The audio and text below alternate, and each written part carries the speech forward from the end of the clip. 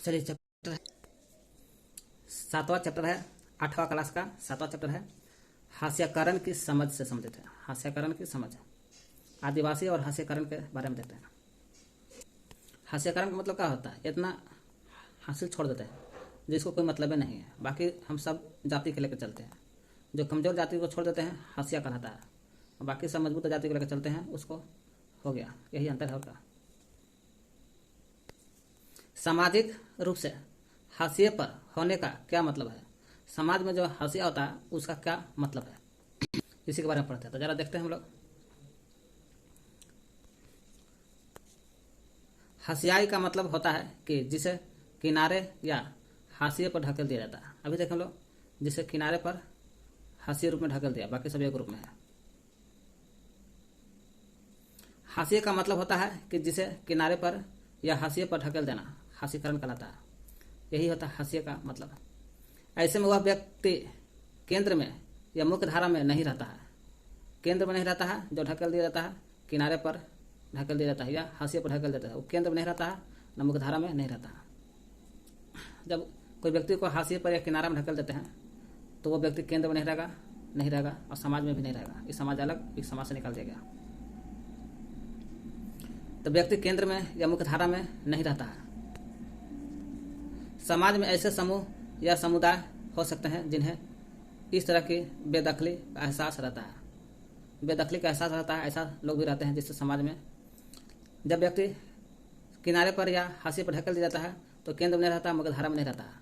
तो समाज में ऐसे समूह या समुदाय हो सकते हैं जिन्हें इस तरह का मतलब जिसे हाशिए पर ढकेल दिया जाता है, किनारे पर ढकेल दिया जाता है, किनारा केंद्र पर नहीं रहता है, मुख्य धारा में नहीं रहता है, उस तरह के व्यक्ति को बेदखली का एहसास लगता है ना, कि हमको बाहर फेंक दिया सब। वही बेदखली का एहसास होता है। हाशियाई व्यक्ति या समूह इसे अपना भाग समझ लेता है कि हम लोग को तो ऐसा ही भाग्य है, इसलिए हम लोग को बाहर फेंक दिया गया है। यह एहसास उसे संसाधनों और मौकों का फायदा उठाने से रोक देता है ना। ऐसा व्यक्ति सोच लेता है कि हम लोग को तो बाहर फेंक दिया है, किनारे पर फेंक दिया है, समाज में नहीं रखा है, तो हम लोग को तो ऐसा भाग्य है, इसलिए उन लोग का करते हैं बहुत सारा सरकार के संसाधन को अब सरकार के मौके का फायदा उठाने से रोक देता है, यानी फायदा नहीं उठा पाते हैं। हाशिया में असमानता आता है। आर्थिक रूप से भी सामाजिक रूप से असमानता देखने को मिलता है। गरीब लोग हाशिया में किनारा पर फेंका देता है, समाज में नहीं रहता है, केंद्र में नहीं रहता है, आर्थिक रूप से कमजोर, सामाजिक रूप से भी बाहर और राजनीतिक रूप से भी बाहर फेंक देता है। इसे असमानता का देखते हैं हास्यकरण में। हास्यकरण का कारण बताइए। क्यों किनारे पर हास्यकरण पर केंद्र में नहीं रहता है, समाज में नहीं रहता है, आर्थिक रूप से कमजोर, समाज से भी बाहर और राजनीतिक रूप से भी बाहर रहता है, क्यों? वही हास्यकरण का कारण बताइए। हास्यकरण की वजह बताना है, क्या कारण है? तो 3 कारण से होता है। पहला, अलग रीति रिवाज है। हास्यकरण जो रहता है कमजोर लोग, उन लोग का रीति रिवाज अलग रहता है। अलग रीति रिवाज रहता है उनका, अलग रीति रिवाज अपनाते हैं लोग, इसलिए समाज से उनको बाहर कर दिया जाता है, समाज से बाहर। अल्पसंख्यक, उनकी संख्या कम रहता है, इसलिए उनको हास्यकरण कर दिया जाता है, किनारे पर ढकेल दिया जाता है, समाज से बाहर, केंद्र से भी बाहर कर देता है। अल्पसंख्यक संख्या कम होता है, चाहे वो धर्म के आधार पर कम संख्या हो या भाषा के आधार पर कम संख्या है, लेकिन कोई भी चीज़ में संख्या रहेगा कम, ज़्यादा भाषा के आधार पर तो कम, लेकिन धर्म के आधार पर ज़्यादा अल्पसंख्यक को देखा जाता है। निम्न सामाजिक स्तर, उनका जो समाज है निम्न कमजोर होता है, निम्न होता है। इसके कारण भी समाज निम्न है, जैसे गरीबी रूप में, जातिगत रूप में या लैंगिक रूप में यह भेदभाव होता है। जाति और लैंगिक में भेदभाव होता है, गरीब होते हैं, इसी कारण उनको किनारे ढकेल दिया जाता है, हास्यकरण कर दिया जाता है। यही 3 कारण है। अलग रीति रिवाज अपनाना समाज में, अल्पसंख्यक, गरीब धर्म रूप से, भाषा रूप में अल्पसंख्यक होते हैं, निम्न सामाजिक स्तर जो गरीबी रूप से, जातिगत रूप से, लैंगिक रूप से, भेदभाव के रूप में। इसको देखना नहीं है, कहानी है। आदिवासी कौन लोग होते हैं? आदिवासी जो होते हैं, कौन लोग होते हैं आदिवासी? तो आदिवासी का मतलब होता है मूल निवासी। आदिवासी का मतलब क्या होता है? मूल निवासी होता है। आदिवासी का मतलब पूछा जाता है, मूल निवासी ले बताते, यही होते हैं।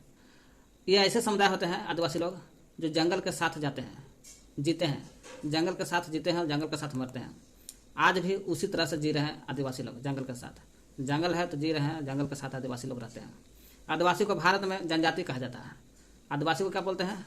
तो भारत में ऐसे मूल निवासी होता है इनका मतलब। तो भारत में यही आदिवासी को जनजाति बोला है, वो जनजाति है। शायद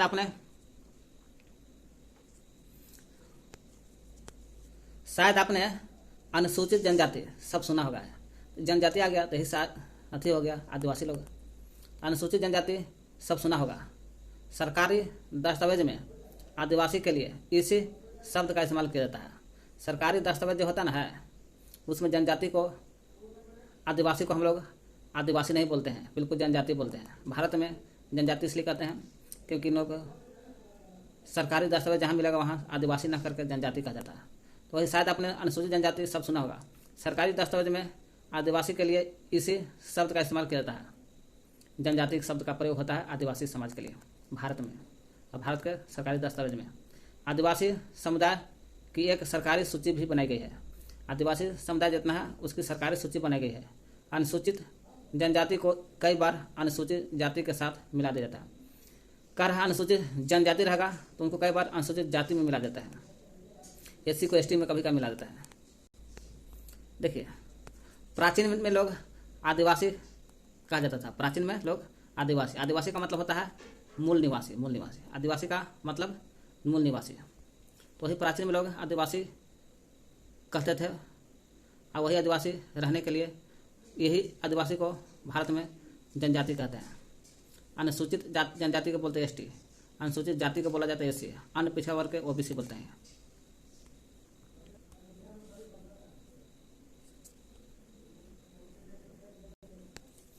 भारत में लगभग 8% आबादी आदिवासियों की है। पूछे भारत में आदिवासी की संख्या कितना है? तो भारत में आदिवासी तो नहीं कहते हैं, लेकिन आदिवासी के नाम को जनजाति कहते हैं। जनजाति कहो या आदिवासी कहो, 8% है। भारत में 500 से ज़्यादा तरह का आदिवासी समूह है। आदिवासी का प्रतिशत में पूछेगा 8% है। और 500 से ज़्यादा आदिवासी के समूह है। समूहों की संख्या, आदिवासी समूह की संख्या कितना है? 500 से ज़्यादा है। कहाँ कहाँ पड़ता है? छत्तीसगढ़ हो गया, झारखंड हो गया, मध्य प्रदेश, उड़ीसा, गुजरात, महाराष्ट्र, राजस्थान, आंध्र प्रदेश, पश्चिमी बंगाल, मेघालय, मिजोरम, नागालैंड, त्रिपुरा आदि राज्य में आदिवासियों की संख्या काफ़ी ज़्यादा है, जो 500 से भी ज़्यादा है। तो भारत में 500 से ज़्यादा आदिवासी हैं। आदिवासी अकेले उड़ीसा में 60% ज़्यादा अलग जनजाति समूह है। सोच लीजिए, भारत में तो 500 से ज़्यादा आदिवासी समूह है।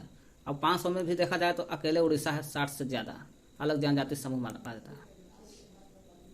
उड़ीसा में 60 से ज़्यादा अलग अलग जनजाति समूह मतलब का आदिवासी समूह रहते हैं उड़ीसा में अकेले। तो इसको फिगर से देख लेते हैं। देखिए यहाँ पर थोड़ा सा फिगर्स में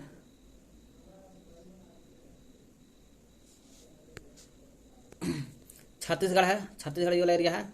झारखंड है, झारखंड ये वाला एरिया है। मध्य प्रदेश यहाँ है। उड़ीसा है, उड़ीसा है, उड़ीसा ये वाला है।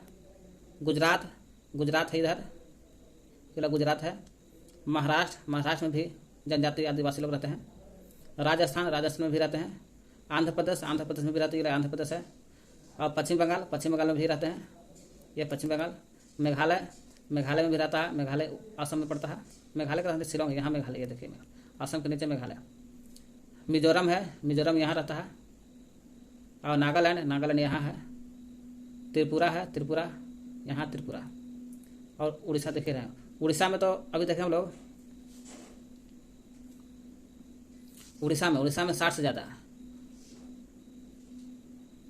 उड़ीसा में 60 से ज़्यादा आदिवासी रहते थे। क्या कहते हैं? भारत में लगभग 8% आबादी है।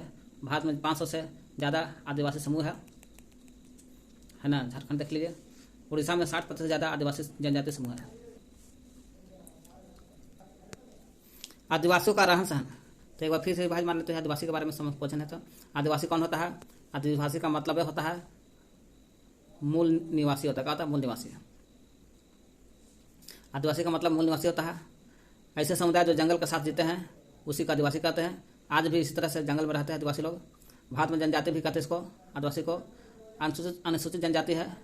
जनजाति भारत में जनजाति कहते हैं। भारत में सरकारी दस्तावेज मिलेगा तो अनुसूचित जनजाति के शब्दों का इस्तेमाल होता है।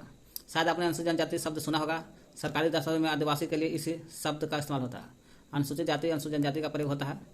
आदिवासी समुदाय की ऐसी एक सरकारी सूची भी बनाई गई है अनुसूचित जनजाति कई बार अनुसूचित जाति के साथ मिल जाते हैं। इधर देख लिए हम लोग भारत में 8% आदिवासी लोग हैं। 500 से ज़्यादा आदिवासी समूह है। सबसे ज़्यादा उड़ीसा में है, 60 से ज़्यादा। छत्तीसगढ़ देखें, झारखंड है, मध्य प्रदेश, उड़ीसा, गुजरात, महाराष्ट्र, राजस्थान, आंध्र प्रदेश, पश्चिम बंगाल, मेघालय, मिजोरम, नागालैंड, त्रिपुरा। तो उड़ीसा में 60% से ज़्यादा आदिवासी समूह है। अब चलते हम लोग यहाँ से आदिवासी जो होते हैं उनका जो भारत में 500 से ज़्यादा है और 60 से ज़्यादा उड़ीसा में है, 8% भारत में है, 500 या 8% ज़्यादा है। आदिवासी का रहन सहन संस्कृति देखते हैं कैसा होता है। तो धार्मिक जीवन के बारे में देखते हैं आदिवासी के। ये आदिवासी लोग हैं, ठीक ना। आदिवासी रीति रिवाज संस्कृति इनका देखते हैं।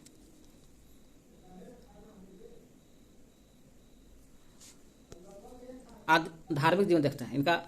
धार्मिक जीवन क्या है आदिवासी का।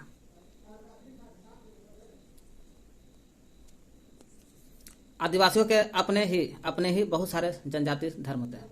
आदिवासी का बहुत सारा अपने ही प्रकार के बहुत सारे जनजातीय धर्म होते हैं जो बाकी धर्म जो होते हैं हिंदू, मुस्लिम, ईसाई से बिल्कुल अलग रहता। वे अक्सर माने आदिवासी लोग अक्सर अपने पुरखों के जो गांव होता है और प्रकृति की उपासना करते हैं। पूछे आदिवासी लोग अपने पुरखों की पूजा करते हैं। अपने पुरखों मतलब का जो बाबा परदादा का पूजा करते हैं और गांव का भी पूजा करते हैं। प्रकृति में पेड़ पौधा के पूजा करते हैं, उपासना करते हैं। प्रकृति से जुड़ी हुई आत्मा में पर्वत, नदी, पशु आदि की आत्माएं हैं जो विभिन्न स्थानों से जुड़ी होती है और उनका वही निवास माना जाता है। प्रकृति से जुड़ी हुई आत्मा में पर्वत, नदी, पशु आदि। पर्वत, नदी, पशु आदि की आत्मा होती है पर्वत में। आदिवासी का जो प्रकृति से जुड़ी हुई जो आत्मा है, इन लोग मानते हैं कि पर्वत में है आत्मा, नदी में नदी है, पशु है आदि की आत्माएं हैं। आदिवासी का आत्मा पर्वत, नदी, पशु इन्हीं को उपासना करते हैं। आदि की आत्माएं हैं जो विभिन्न स्थानों से जुड़ी होती है और इनका वही निवास माना जाता है। पर्वत, नदी, पशु जो इन्हीं का निवास स्थान है, यानी प्राकृतिक चीज निवास स्थान मानते हैं लोग। ग्राम आत्माओं के अक्सर गांव की सीमा के भीतर निर्धारित पवित्र लंबा कुंजों में पूजा की जाती है, जबकि पुरखों की उपासना घर में की जाती है। ग्राम आत्मा जो रहती है आत्मा अक्सर गांव की सीमा के ग्राम आत्मा है तो गांव की सीमा के अंदर यानी भीतर निर्धारित पवित्र लंबा कुंजों में पूजा करते हैं, जबकि पुरखों की उपासना घर में की जाती है। तो क्या कहते हैं यहाँ आदिवासियों के धर्मों का आसपास के साम्राज्य में प्रचलित प्रभुत्वशाली धर्म पर भी असर पड़ता है। आदिवासी का जो धर्म होता है वो आदिवासी के धर्म का आसपास के जो साम्राज्य जो रहता है राजा महाराजा, वहां में प्रचलित प्रभुत्वशाली धर्म पर भी असर पड़ता है। आसपास के जो धर्म रहता है उससे प्रभाव पड़ता है आदिवासी का धर्म। उड़ीसा के जगन्नाथ पंथ और बंगाल और असम की शक्ति और तांत्रिक परंपराएं इसी के उदाहरण है।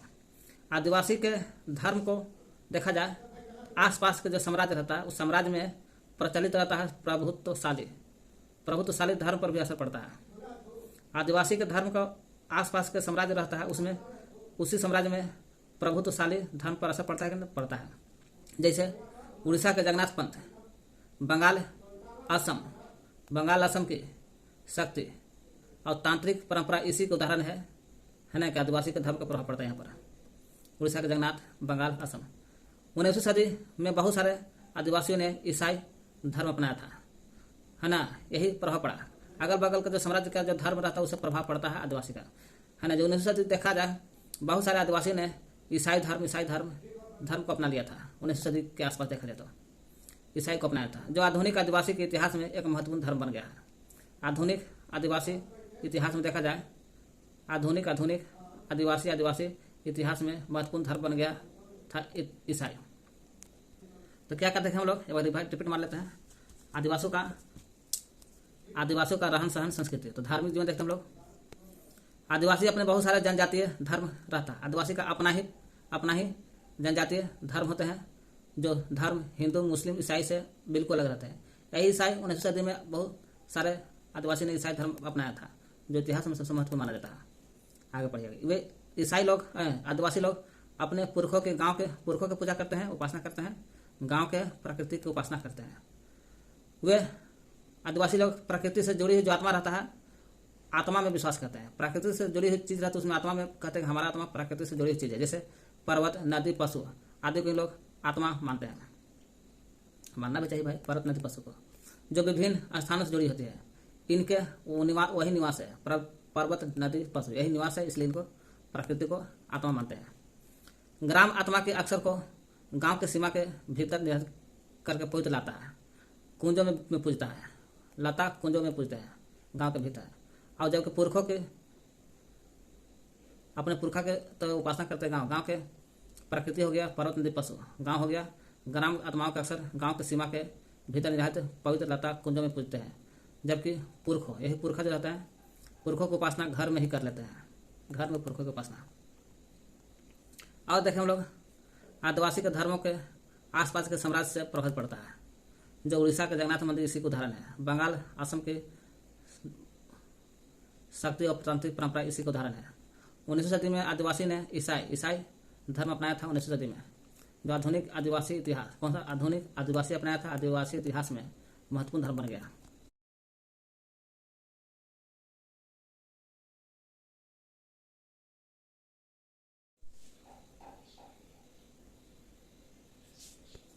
भाषा है। आदिवासियों की अपनी भाषा रहती है। आदिवासियों की अपनी भाषा रही है, कभी न कभी अपनी भाषा रही है उनका। उनमें ज़्यादातर संस्कृत से बिल्कुल अलग है। जो आदिवासी का जो भाषा रहा है अपना, वो संस्कृत से बिल्कुल अलग रहा है। संभवतः उतना ही पुरानी है जितना संस्कृत पुरानी है। इन भाषाओं ने बांग्ला जैसी भारतीय भाषा को गहरे तौर पर प्रभावित किया। पूछेगा आदिवासी को अपनी भाषा रहा है तो रहा है। ज़्यादातर किसी भाषा से अलग है, संस्कृति भाषा से मिलती जुलती है, लेकिन उतना ही पुरानी है आदिवासी का भाषा जितना संस्कृत पुराना है।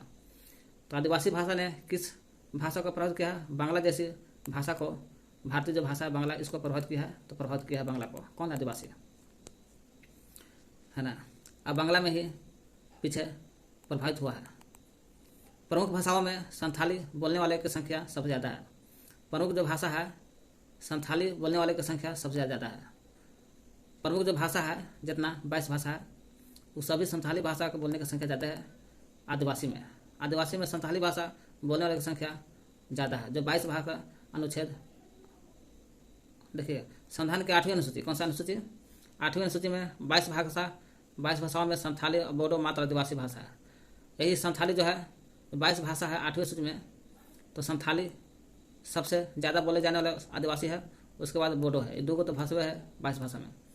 ऐसे तो हिंदी ज़्यादा बोला जाता है, लेकिन आदिवासी में संथाली और बोडो, संथाली सबसे ज़्यादा बोले जाने वाला भाषा है और बोडो है। बोडो, यही दो को भाषा बोला जाता है, मात्र आदिवासी है। संविधान की 8वीं सूची में शामिल 22 भाषा है, उसमें संथाली और बोडो सबसे दो को भाषा है शामिल है, और दो में भी सबसे ज़्यादा आदिवासी को बोला जाता है। तो क्या कहते हैं, आदिवासियों का अपना भाषा रही है जो संस्कृत से बिल्कुल अलग है, लेकिन संस्कृत इतना पुरानी है। बांग्ला भाषा को प्रभावित किया है। संथाली सबसे ज़्यादा बोलने वाली आदिवासी भाषा है, और 8वीं सूची में 22 भाषा है, जिसमें संथाली बोडो को दो आदिवासी है, और दोनों में भी ज़्यादा संथाली बोला जाता है। आदिवासी और प्रचलित छवियाँ देखते हैं। आदिवासी के देखते हैं और प्रचलित छवियाँ हैं। आदिवासियों का अपना अलग अलग पहनावा होता है। सही बात, हम लोग को भी पहनावा है, आदिवासी का भी अलग अलग पहनावा होता है। रंग बिरंगे कपड़े होते हैं उनका। सिर पर मुकुट होता है, हड्डियाँ फूल है ना जी। देखिए, सिर पर मुकुट रहता है, रंग बिरंगे कपड़े होता है। रंग बिरंगे कपड़े होते हैं, सिर पर मुकुट होते हैं, हड्डियों और फूल रहता है। पत्ती के आभूषण रहता है, इनके पहनावे में शामिल होता है। पत्ती के आभूषण, इनका आभूषण बनाते हैं पत्ती के। इनका अपने नृत्य होता है, इनका अपना ही नृत्य होता है। पत्ती के, देखिए पत्ती के आभूषण पहन ले लोग। रंग बिरंगे कपड़े होता है, सिर पर मुकुट होता है, हड्डियों और फूल रहता है इनका शरीर पर, पत्तों का आभूषण रहता है, पहनावा रहता है। इनके अपने नृत्य होता है, अपना अलग प्रकार का डांस होता है। आदिवासियों पर आरोप लगाया जाता है क्या, कि ये अलग, ये आगे नहीं बढ़ना चाहते हैं। आदिवासी पर यही आरोप लगता है कि आदिवासी लोग आगे नहीं बढ़ना चाहते हैं। कोई बदलाव या नए विचारों से बदलाव और नए विचारों से दूर रहना चाहते हैं। आदिवासी लोग नए विचार और नए बदलाव से दूर रहना चाहते हैं। इसलिए आदिवासी लोग पर आरोप लगल है कि वो लोग आगे बढ़ना ही नहीं चाहते हैं। इन छवियों में देखते चले जाने के कारण इन समुदायों को अक्सर भेदभाव सहना पड़ता है। सहो भेदभाव। आदिवासी और विकास देखते हैं। आदिवासियों को और विकास। सभी आदिवासियों को जंगल पुत्र कहा जाता है। जितना आदिवासी है सबके सब जंगल पुत्र है। क्या है? जंगले पुत्र है। क्यों क्यों जंगल पुत्र कहते हैं? क्योंकि जंगल से ही इनके जीवन का आधार होता है। जब जंगल से ही जीवन का आधार होता है, इसलिए आदिवासी को जंगल पुत्र कहा जाता है। 19वीं सदी के तक आदिवासी लोग ईसाई धर्म को अपना लिए थे, इसलिए उस समय का आधुनिक आदिवासी इतिहास महत्वपूर्ण बन गया था। वही 19वीं सदी के मध्य तक, 19वीं सदी के जो मध्य के बात है, तक जंगलों के विशाल भूखंडों का आदिवासियों के पास जबरदस्त ज्ञान था। 19वीं सदी के मध्य तक बोल रहा है कि जंगल का जब विशाल भूखंड था, जहाँ जहाँ जंगल का जब विशाल भूखंड था, वहाँ जंगल के विशाल भूखंडों का आदिवासियों के पास जबरदस्त ज्ञान था। 19वीं सदी में आदिवासी को जंगल में जो रहते थे, उस समय आदिवासियों को बहुत ज्ञान था। इनकी गहरी पैठ थी, इसलिए ज़्यादा ज्ञान था क्योंकि गहरी पैठ थी। इसलिए आदिवासी समुदाय बड़ी रियासतों और रजवाड़ों के अधीन नहीं रहे, क्योंकि इनका पास ज्ञान था। इस चलते 19वीं सदी के मध्य में बड़ी रियासतों के पास नहीं रहे और रजवाड़ों के अधीन भी नहीं रहे, बल्कि बहुत सारे राज्य वन संसाधनों के लिए आदिवासी पर निर्भर रहते थे। बहुत सारे जो राज्य जो होते थे, बहुत सारा राज्य ऐसा भारत में है ना, जो वन संसाधन के लिए, वन को संसाधन बनाना है तो आदिवासी पर निर्भर रहना है। बहुत सारा ऐसा राज्य सोचा। वर्तमान में आदिवासियों को हसियाई और शक्तिहीन कमजोर बना दिया। शक्तिहीन माने कमजोर, हसियाई और शक्तिहीन समुदाय के रूप में देखा जाता है। तो क्या कहते हैं? सभी आदिवासियों को जंगल पुत्र कहते हैं। क्यों? क्योंकि इनका आधार, जीवन का आधार जंगल है, इसलिए जंगल का पुत्र कहते हैं। 19वीं सदी के मध्य तक जंगल के विशाल भूखंडों का आदिवासियों के पास जबरदस्त ज्ञान था। जंगल का जो विशाल भूखंड था, वहाँ आदिवासी रहते थे, वहाँ उन लोगों का ज्ञान था, इसलिए गहरी पैठ थी। इसलिए आदिवासी समुदाय बड़ी रियासतों और बड़ी राजवाड़ों के अधीन नहीं रहते थे, क्योंकि ज्ञान था। बड़ी रियासतों के पास नहीं रहते थे और राजवाड़ों के पास नहीं रहते थे लोग, बल्कि सारे राज्य वन संसाधन के लिए आदिवासी पर निर्भर रहते हैं। और वन संसाधन के लिए सारे राज्य आदिवासी पर निर्भर रहते थे, इसलिए आदिवासी लोग बड़ी रियासत और राजवाड़ों के अधीन नहीं रहते थे। वर्तमान में आदिवासी को हसियाई में अलग कर दिया है समाज से और शक्तिहीन में कमजोर बना कर रखा है। और है आदिवासी के बारे में। आदिवासी औपनिवेशिक शासन से पहले आदिवासी समुदाय कबीले में जीवन जीते थे। औपनिवेशिक शासन से पहले, यानी कि देश भारत जब आज़ाद नहीं हुआ था, गुलाम नहीं था, तब के पहले, गुलाम होने से पहले कह रहा है। औपनिवेशिक शासन से पहले आदिवासी लोग समुदाय जो होते थे, जो भारत में आदिवासी समुदाय 8% है और 500 से अधिक समूह है, ज़्यादा उड़ीसा में है, वही आदिवासी समुदाय कबीले में जीवन जीते थे। कौन? कबीला बना दे, कबीला में ऐसे रह कर जीते थे और कबीला में जीते थे। गुलाम होने से पहले, आज़ाद भारत जब गुलाम नहीं हुआ था तब के पहले की बात है। कबीला में जीते थे और स्थानांतरित खेती करते थे। स्थानांतरित मतलब एक जगह काटो दूसरा जगह लगाओ। कह रहा है बढ़ते विकास से आदिवासी जीवन पर संकट। बढ़ते विकास में विकास जैसे से बढ़ रहा है तो इसी से आदिवासी पर संकट मर रहा है। क्यों? विकास बढ़ेगा तो जंगल कटेगा, जंगल कटेगा तो आदिवासी की स्थिति खराब होगा, क्योंकि आदिवासी का जंगल है। 200 साल में आए आर्थिक बदलाव। 200 साल में बहुत सारा आर्थिक बदलाव आया है भारत में। वही 200 साल में आए आर्थिक बदलाव।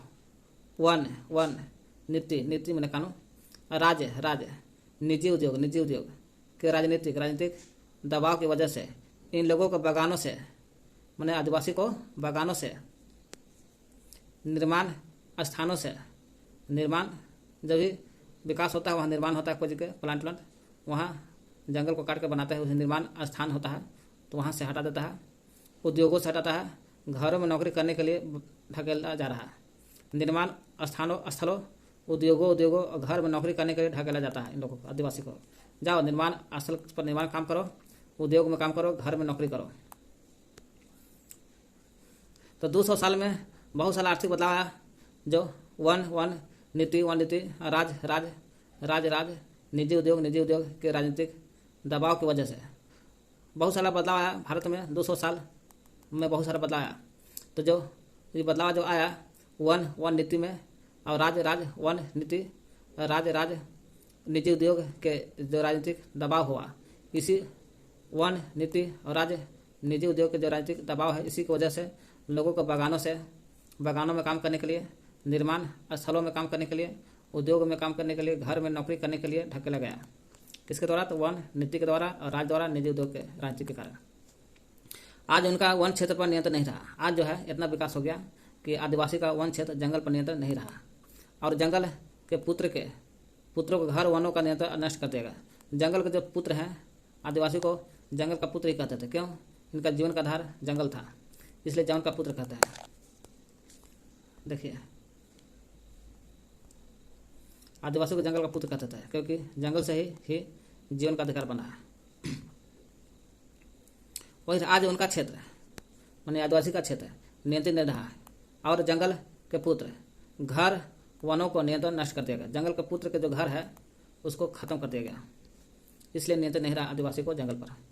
ताकतवर लोगों के द्वारा अपने फायदे के लिए इमारती लकड़ी, ताकतवर जो लोग रहते हैं वो अपने फायदे के लिए जंगल से लकड़ी, इमारती लकड़ी मैंने घर के लिए लकड़ी, खेती, औद्योगिक परियोजना, जनजातीय भूमि पर जबरन कब्जा किया जा रहा है।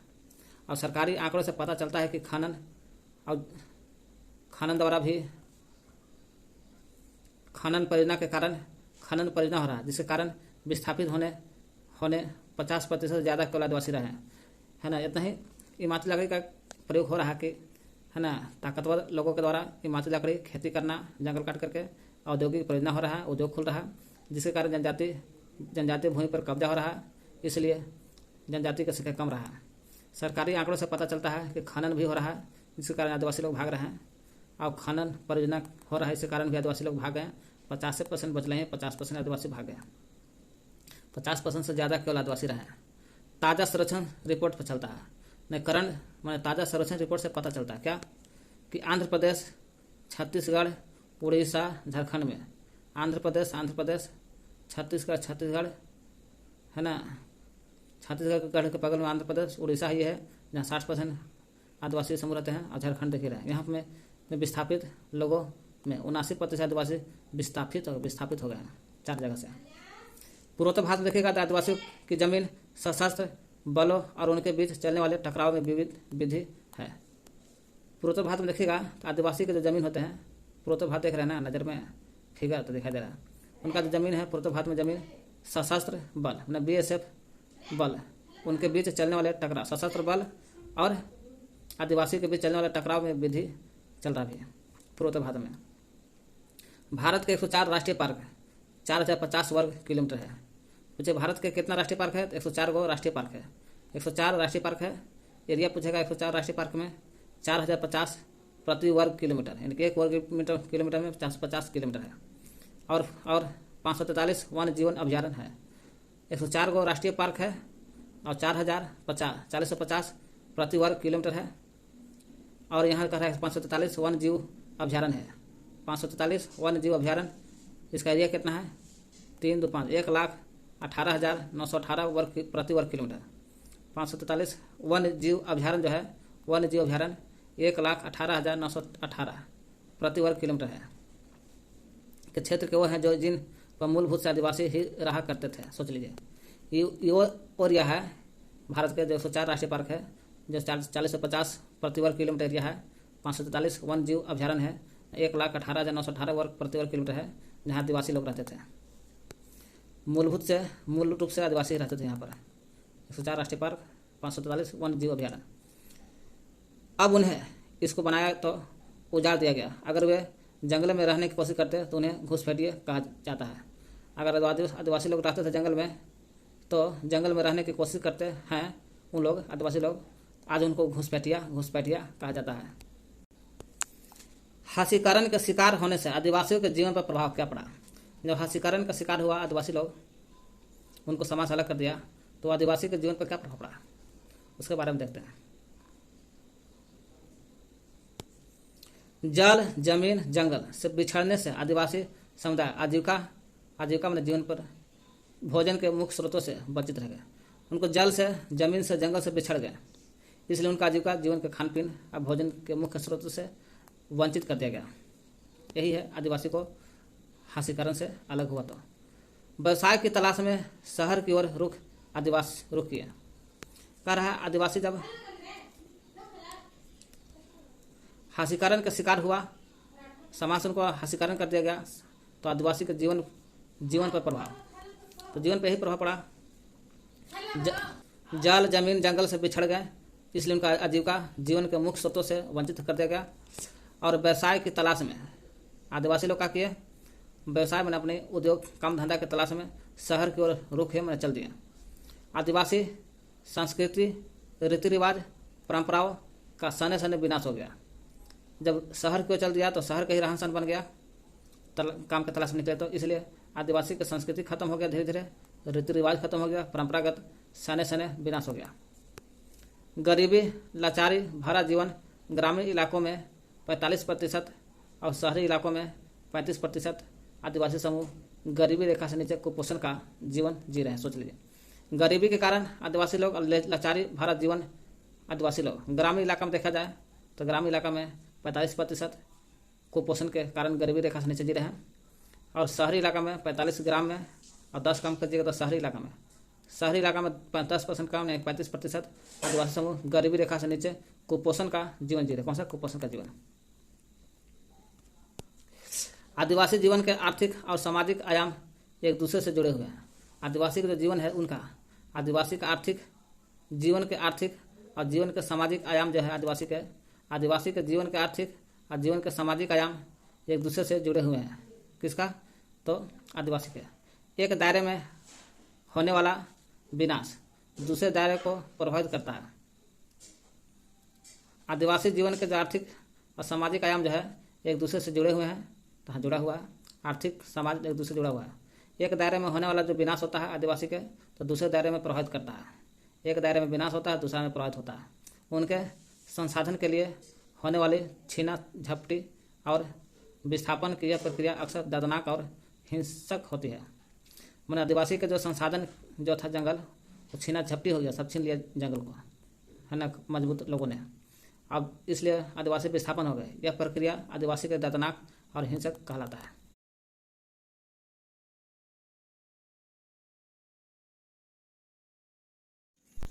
अब पार्ट 2 है 7th क्लास का पार्ट 2 हास्यकरण के संबंध। चैप्टर का नाम है अल्पसंख्यक हास्यकरण के बारे में देखते हैं। तो अल्पसंख्यक के बारे में हम लोग देखते हैं। अल्पसंख्यक शब्द आमतौर पर ऐसे समुदाय के लिए प्रयुक्त होता है जो जनसंख्या के दृष्टि से बाकी आबादी के मुकाबले कम। अल्पसंख्यक का मतलब होता है जनसंख्या के दृष्टि से कम, दूसरे लोगों के नज़र में जनसंख्या कम, जो संख्या के दृष्टि से बाकी आबादी के मुकाबले में कम होना चाहिए, वो है अल्पसंख्यक कहलाता है। संख्या कम होने के साथ ही सत्ता संसाधनों तक पहुंच तथा सामाजिक और सांस्कृतिक आयाम भी अल्पसंख्यक समुदाय को परिभाषित करता है। संख्या तो कम को दर्शावे करता है अल्पसंख्यक, उसके साथ ही सत्ता के भी और संसाधन तक पहुंच। सत्ता माने देश का सत्ता, और संसाधन तक पहुंच भी कम होता है। पहुंच तथा सामाजिक स्तर पर और सांस्कृतिक रहन सहन स्तर पर आयाम पर भी अल्पसंख्यक समुदाय को परिभाषित करता है, इनका भी कम करता होता है। भारत में मौलिक अधिकारों के जरिए संविधान, भारत में देखा जाए मौलिक अधिकार के जरिए संविधान में लिखल है, क्या लिखल है? मौलिक अधिकार के जरिए अनुच्छेद 42 में शायद देख लीजिएगा मौलिक अधिकार। संविधान में धार्मिक, भाषा, अल्पसंख्यक सुरक्षा की बात की गई है। पूछेगा संविधान में क्या चीज़ की सुरक्षा की बात की गई है? तो संविधान में आपको पूछेगा तो संविधान में धार्मिक सुरक्षा, धार्मिक भाषाई सुरक्षा, धार्मिक और भाषाई जो अल्पसंख्यक है उसकी सुरक्षा करने की बात की गई। किसके द्वारा? मौलिक अधिकार के द्वारा। तो क्या करते हैं हम लोग? अल्पसंख्यक संख्या के कम की दृष्टि से दर्शाता है, चाहे वह संख्या कम होने के साथ तो दर्शावे करता है, साथ ही साथ सत्ता और संसाधन तक भी कम पहुंचने को दर्शाता है, सामाजिक सांस्कृतिक आयाम को भी कम पहुंचने को दर्शाता है। मौलिक अधिकार बोलता है, इसी के द्वारा बोलता है कि संविधान में लिखल है मौलिक अधिकार के द्वारा कि धार्मिक और भाषाई अल्पसंख्यकों को भी सुरक्षा की बात की गई है।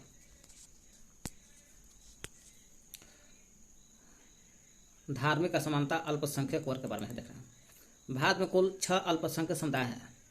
6 गो अल्पसंख्यक समुदाय आते हैं। कौन कौन? मुस्लिम लोग पहला स्थान पर है 23 अक्टूबर 1993 को। मुस्लिम लोग अल्पसंख्यक मान लिया गया है 23 अक्टूबर 1993 को। ईसाई धर्म को कल्याण मंत्रालय द्वारा माना गया है ना, ईसाई धर्म कल्याण मंत्रालय द्वारा। सिख भी उसी के द्वारा। बौद्ध अधिसूची, देखिए ईसाई कल्याण मंत्रालय द्वारा अधिसूची है। और सिख भी अल्पसंख्यक समूह में आता है, बौद्ध धर्म भी आता है, पारसी भी आता है ना। जैन धर्म आता है 27 जनवरी 2014 को राष्ट्रीय अल्पसंख्यक आयोग द्वारा जैन धर्म को भी अल्पसंख्यक समूह में माना गया। और जैन धर्म को कब? 27 जनवरी 2014 को। 27 जनवरी 2014 को राष्ट्रीय अल्पसंख्यक आयोग द्वारा जैन को 27 जनवरी 2014 को अल्पसंख्यक समूह में माना गया। मुस्लिम को 23 अक्टूबर 1993 को, मुस्लिम को माना गया 23 अक्टूबर 1993 को। ईसाई को कल्याण मंत्रालय द्वारा अधिसूची। सिख बौद्ध पारसी जैन, यही 6 गो भारत में कुल 6 अल्पसंख्यक समूह है। मुस्लिम, ईसाई, सिख बौद्ध पारसी जैन। जैन को लास्ट में माना गया 27 जनवरी 2014 से। अब चलते हैं संविधान में अल्पसंख्यक की विशेष सुरक्षा किया गया है। क्यों? संविधान में लिखा गया है कि अल्पसंख्यक जो रहेगा उसको विशेष सुरक्षा की बात की है। क्यों सुरक्षा दिया जा रहा है, उसी के बारे में थोड़ा सा हम लोग चर्चा करते हैं।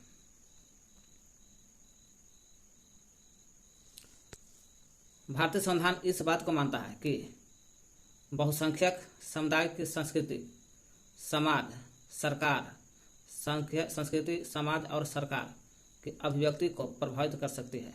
ऐसी स्थिति में संभावना बनी रहती है क्या कि छोटे आकार के जो समुदाय होते हैं जिसकी संख्या कम होता है वो हाशिए पर खिसक के खुद चले जाते हैं, मैंने किनारा हो जाते हैं बड़े समुदाय से, है ना। बहुसंख्यक जो बड़े समुदाय के जो संस्कृति है, रहन सहन, समाज, सरकार, है ना, वो सब क्या करता है, बड़े लोग छोटे लोग को दबा देते हैं, खुद छोटे लोग खिसक करके किनारे पर चले जाते हैं, हाशिए पर चले जाते हैं। ऐसे में अल्पसंख्यक समुदाय जो खिसक कर किनारे पर चले जाते हैं उनको बहुसंख्यक समुदाय के सांस्कृतिक वर्चस्व की आशंका से बचाने के लिए सुरक्षा भी चाहिए, है ना। बहुसंख्यक के से बचाने के लिए सुरक्षा प्रावधान की जरूरत पड़ती है ना। इसलिए अल्पसंख्यक के साथ भेदभाव न हो और अल्पसंख्यक को बहुसंख्यक से नुकसान की आशंका न हो, उसी के आशंका से बचाव के लिए, बड़े समुदाय से बचाव के लिए छोटे समुदाय के लिए, छोटे समुदाय को बड़े समुदाय से भेदभाव ना हो और नुकसान भी ना हो, इसलिए उसके बचाव के लिए, छोटे समुदाय के बचाव के लिए सांस्कृतिक विविधता की सुरक्षा, है ना। छोटे समुदाय जो है अल्पसंख्यक समुदाय है उसकी सांस्कृतिक विविधता भी बचल रहे बड़े लोगों से और सुरक्षा भी रहे तथा समानता और न्याय की स्थापना भी बचल करे। इसके लिए छोटे समुदाय की सांस्कृतिक विविधता और सुरक्षा तथा समानता और न्याय की स्थापना के लिए अल्पसंख्यक को विशेष सुरक्षा दिया जाता है ताकि अल्पसंख्यक की सांस्कृतिक विविधता बचल रहे, सुरक्षा हो सके, समानता और न्याय की स्थापना हो सके। मुसलमान और हास्यकरण के बारे में देता है। तो हास्यकरण में मुसलमान सबसे किनारे फेंक दिया गया सबसे ज़्यादा। देखिए भारत में मुसलमान अल्पसंख्यक के बारे में देते हैं। 2011 की जनगणना जब हुआ था उसके अनुसार आबादी देखा जाए मुसलमान के तो 14.2% है ना, मुसलमान हास्यकरण। आबादी 2011 के अनुसार आबादी 14.2% है मुसलमान के, और साक्षरता पढ़ा लिखा 97% है। मुसलमान की संख्या 14.2% है और 57% है साक्षर पढ़ा लिखे लोग मुसलमान में। यहाँ खुद कह रहा है विभिन्न स्रोतों से ली गई निम्नलिखित 3 सारणी मूलभूत सुविधा साक्षर के सरकारी और सरकारी नौकरी की स्थिति नीचे दर्शाएगा। हिंदू लोग 65%, पक्का घर है, बिजली है 75.2, नल की कमी पानी से 43.7%। एक राष्ट्र कम हिंदू से कम है मुसलमान, 63% पानी घर है, 63% बिजली है, 35% नल का पानी है। बाकी ईसाई ज़्यादा है और सिख भी और ज़्यादा है, सबसे ज़्यादा सिख है सुविधा के मामले में। 2008-9 के सुविधा के मामले में सिख सब ज़्यादा है, सबसे कम मुस्लिम है। स्रोत है इंडिया ह्यूमन डेवलपमेंट रिपोर्ट 2011 के अनुसार, भारत सरकार नई दिल्ली के अनुसार है।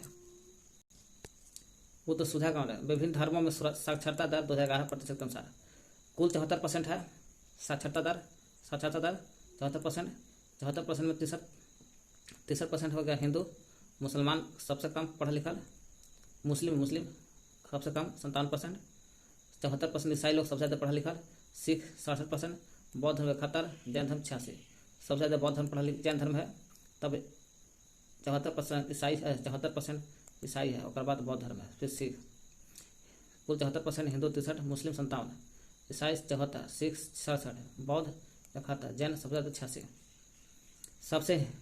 सबसे कम हो गया 57% मुस्लिम पढ़ा लिखा कम है, और सबसे ज़्यादा हो गया जैन धर्म 86% पढ़ा लिखा। अब चलते हैं मुसलमानों को सरकारी नौकरी में मुसलमानों का प्रतिशत। तो मुसलमान का प्रतिशत देखा जाए तो आबादी 113.5%, 14%। भारतीय प्रशासनिक सेवा में IAS में 3% है। भारतीय पुलिस सेवा IPS में देखा जाए IAS में 3, IPS में 4%। भारतीय विदेशी सेवा में IFS में 1.8, और क्षेत्रीय इकाई में PSU में 3/3, राज्य स्तरीय PSU में 10.8, क्षेत्रीय केंद्रीय कहेगा तो 3/3, राज्य कहेगा 10.8, बैंक ऑफ रिजर्व बैंक 2.2% नौकरी में है। भारत मुसलमान समुदाय की सामाजिक आर्थिक शैक्षणिक स्थिति प्रधानमंत्री की उच्च स्तरीय समिति रिपोर्ट 2006 के अनुसार।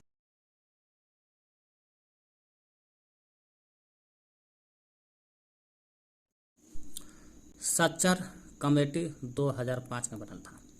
पूछेगा सच्चर कमेटी कब बनल था, तो सच्चर कमेटी 2005 में बना हुआ था। सच्चर कमेटी 2005 में भारत सरकार ने 2005 में जब सच्चर कमेटी बनाया था, उस समय एक उच्च स्तरीय समिति का गठन किया था, जिसका नाम था सच्चर कमेटी। अध्यक्ष भारत सरकार ने 2005 में एक उच्च स्तरीय समिति का गठन किया था। पूछेगा उच्च स्तरीय समिति का गठन हुआ था कि नहीं हुआ था, कब, 2005 में, जिसका नाम दे दिया गया था सच्चर कमेटी। इसका अध्यक्ष कौन था, सच्चर कमेटी के, यानी कि उच्च स्तरीय समिति का गठन कहिए या सच्चर कमेटी कहिए। इसका अध्यक्ष का नाम था न्यायमूर्ति राजेंद्र सच्चर, इसलिए नाम दे दिया उच्च स्तरीय समिति का गठन, यानी कि सच्चर कमेटी के अध्यक्ष हो गए न्यायमूर्ति राजेंद्र सच्चर थे। इस समिति ने, सच्चर समिति या उच्च स्तरीय समिति ने भारत में मुस्लिम समुदाय के सामाजिक आर्थिक शैक्षणिक संकेतों के हिसाब से मुसलमानों की स्थिति अनुसूचित जाति और अनुसूचित जनजाति जैसे अन्य हसियाई समुदायों से मिलती जुलती है। सच्चर समिति या उच्च स्तरीय समिति के अध्यक्ष न्यायमूर्ति राजेंद्र सच्चर थे। न्यायमूर्ति राजेंद्र सच्चर ने भारत में मुस्लिम समुदाय की सामाजिक आर्थिक शैक्षणिक मुस्लिम समुदाय के सामाजिक आर्थिक शैक्षणिक संकेतों के हिसाब से मुसलमानों की स्थिति अनुसूचित जाति और जनजाति जैसे अन्य हसियाई समुदाय से मिलती जुलती है। मुस्लिम समुदाय के जो सामाजिक आर्थिक और शैक्षणिक संकेतों के हिसाब से मुसलमानों की स्थिति है अनुसूचित जाति से और अनुसूचित जनजाति, ये दोनों से मिलता जुलता है। मुसलमान का सामाजिक आर्थिक शैक्षणिक मिलता है, यानी मुसलमान की स्थिति मिलता है, जहाँ अनुसूचित जाति और अनुसूचित जनजाति से मिलता है। उदाहरण के देखें, 7 से 16 साल की उम्र के मुस्लिम बच्चे प्राथमिक शिक्षा भी सही से पूरी नहीं कर पाते हैं, है ना। 7 से 16 साल का जो उम्र का जो बच्चा रहता है मुस्लिम में, तो प्राथमिक शिक्षा भी नहीं कर पाते हैं। उसी तरह से नहीं कर पाता है जिस तरह से SC/ST के बच्चा नहीं कर पाते, इसलिए दोनों की स्थिति मिलता जुलता है। SC/ST और मुसलमान की स्थिति चाहे वो सामाजिक स्थिति से मिलता जुलता हो, आर्थिक से या शैक्षणिक से मिलता जुलता है, लेकिन मिलता है SC/ST के रूप में मिलता है दोनों।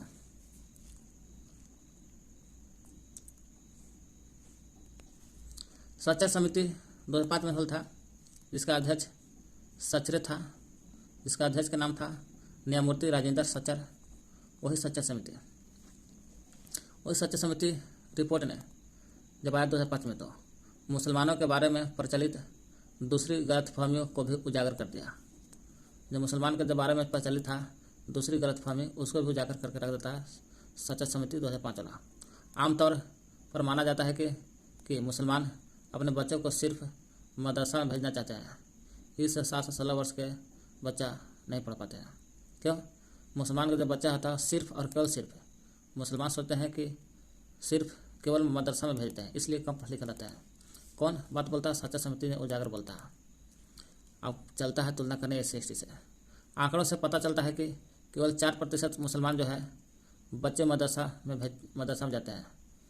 केवल 4% जो है मुसलमान, आंकड़ा से पता चलता है कि 4% मुसलमान का जो बच्चा है वो मदरसा स्कूल है उसी में भेजते हैं 4% मुसलमान लोग।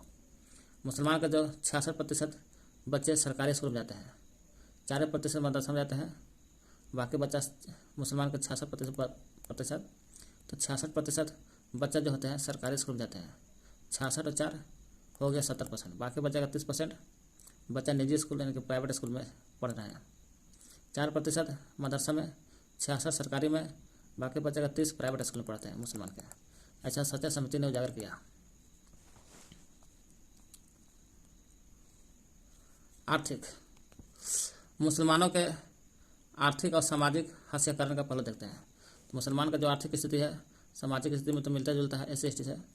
उनका हास्यकरण के बारे में, क्यों इसको किनारा कर दिया गया मुसलमान को, आर्थिक सामाजिक कारण, उसके बारे में देखते हैं। मुसलमानों के रीति रिवाज व्यवहार और मुख्य धारा से अलग होते हैं। जैसे बुर्का पहनना, दाढ़ी बढ़ाना, फैज टोपी रखना। मुसलमानों का जो रीति रिवाज है और व्यवहार जो है अन्य मुख्य धारा से अलग मिलता जुलता है, अन्य रीति रिवाज से अलग मिलता है। जैसे उन लोग बुर्का पहनते हैं, बुर्का, दाढ़ी, फैज टोपी लगाते हैं, फैज टोपी। इन्हीं निशानों के कारण उन्हें बाकी समाज से अलग कर दिया गया देखा जाता है। यही सोच गलत व्यवहार करने और भेदभाव का बहाना बन जाती है। यही जो सोच है कि मुसलमान लोग बुर्का और दाढ़ी, फैज टोपी पहनते हैं, इसलिए गलत लोग सोचते हैं। यही सोच से गलत व्यवहार होता है और भेदभाव का भी कारण बहाना बन जाता है। जैसे अंसारी परिवार की समस्या इन पूर्वाग्रहों से घृणा, हिंसा का जन्म लेता है।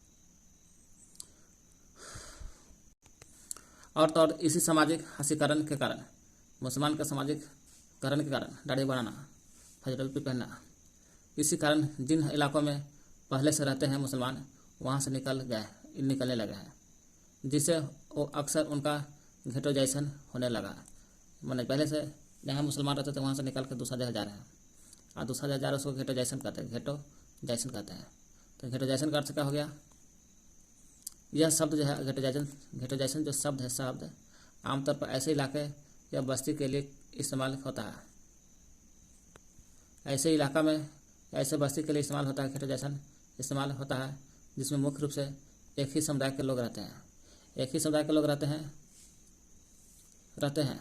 घेटोजाइशन इस स्थिति तक पहुंचने वाली प्रक्रिया को कहा जाता है। यह इस प्रक्रिया तक पहुंचने का मतलब का एक ही समुदाय के लोग रहते हैं, ताकि जब एक ही समुदाय के लोग रहते हैं उस क्रिया को, उस इलाका को घेटोजाइशन कहते हैं। यह प्रक्रिया विभिन्न सामाजिक, सांस्कृतिक और आर्थिक कारण पर आधारित हो सकती है। विभिन्न सामाजिक कारण से भी, सांस्कृतिक कारण से भी, आर्थिक कारण से आधारित होता है। घेटोजाइशन का अर्थ का हो गया शब्द ऐसे इलाका या बस्ती से लिया गया है, घेटोजाइशन लिया गया है जिसमें मुख्य रूप से एक ही समुदाय के लोग रहते हैं। कोरी तो कोरी रहेगा, राजपूत तो राजपूत रहेगा, वही एक ही समुदाय के लोग रहते हैं। और घेटोजाइशन इसी तक पहुंचने वाले प्रक्रिया को जो होते हैं इसी को कहते हैं घेटोजाइशन कहते हैं। घेटोजाइशन में विभिन्न सामाजिक, सांस्कृतिक, आर्थिक कारण पर आधारित हो सकते हैं। घेटोजाइशन सामाजिक, सांस्कृतिक कारण से हो सकता है, आर्थिक कारण पर आधारित हो सकती है। भय या दुश्मनी भी इसी समुदाय को एकजुट होने के लिए मजबूर कर सकते हैं। भय और दुश्मनी से सभी लोग एकजुट हो जाते हैं, एक समुदाय के लोग एकजुट हो जाते हैं ताकि लोगों से लड़ सकें। वही कर भय या दुश्मनी भी इसी समुदाय को एकजुट, मैंने घेटोजाइशन समुदाय के एकजुट होने के लिए मजबूर कर सकती है, क्योंकि अपने समुदाय के लोगों के बीच रहने पर उन्हें ज़्यादा राहत मिलती है। अपने समुदाय के बीच में रहेगा तो ज़्यादा राहत मिलता है। इस समुदाय के पास आमतौर पर वहाँ से निकल पाने के ज़्यादा विकल्प नहीं होते हैं। जब समुदाय में रहता है कि समुदाय के लोग एक ही समूह में रहते हैं तो एक जगह ताकत मिलता है और दूसरी जगह निकलने के लिए सोचते भी नहीं होता, जिसके कारण वह विशेष समाज से कटता चला जाता है। हास्यकरण से निपटने के उपाय भी देखते हैं। हास्यकरण से कैसे निपटा जाएगा उसके बारे में देखते हैं। हास्यकरण एक जटिल परिघटना है, इतना जटिल परिघटना है कि इसको निपटना बहुत जल्दी उपाय नहीं हो सकता। तो वही हास्यकरण एक जटिल परिघटना है जिससे निपटने के लिए कई तरह की रणनीति अपनाने पड़ता है, कई तरह के साधन का इस्तेमाल करते हैं और सुरक्षा की जरूरत पड़ता है, तब जाके हास्यकरण से निपट सकते हैं। रणनीतियाँ, साधन और सुरक्षा की जरूरत पड़ता है। तो संविधान रणनीति देखते हैं। संविधान द्वारा परिभाषित अधिकारों और कानूनों, परिभाषित अधिकार, संविधान ने क्या किया, हम लोगों को परिभाषा दिया अधिकार के बारे में, कानून के बारे में संविधान द्वारा, नीति संविधान द्वारा रक्षा में हम सभी को बराबरी जिम्मेदारी है। संविधान द्वारा बोला कि परिभाषित क्या है, अधिकार में, कानून में, नीतियों की रक्षा में, अधिकार की रक्षा करना, कानून की रक्षा करना और नीति की भी रक्षा करना हमें सभी बराबर जिम्मेदारी है। हम सभी को जिम्मेदारी बराबर है कि अधिकार की रक्षा कीजिए, अपना अपना अधिकार की रक्षा करें, अपना कानून की रक्षा करना, अपना नीति जो कानून है उसकी रक्षा करना, हम सभी की बराबरी की जिम्मेदारी बनाती है। तभी हम विविधता की रक्षा कर पाएंगे, अच्छा नहीं। अधिकार नहीं बराबर, अधिकार को इज्जत नहीं देंगे, बराबरी जिम्मेदारी मानेंगे कि अधिकार होकर कुछ होकर है, तो कानून और नीति को हम लोग हिस्सेदारी कानून के बराबर नहीं समझेंगे। हर रक्षा में, अधिकार की रक्षा, कानून नीति की रक्षा में हम सभी बराबर की जिम्मेदारी है बनाती है, तभी हम कहेंगे विविधता की रक्षा कर पाएंगे। अधिकार से अधिक शिक्षा के प्रचार प्रसार से पूर्वाग्रह ग्रहों से बाहर निकलकर समानता का सम्मान करें।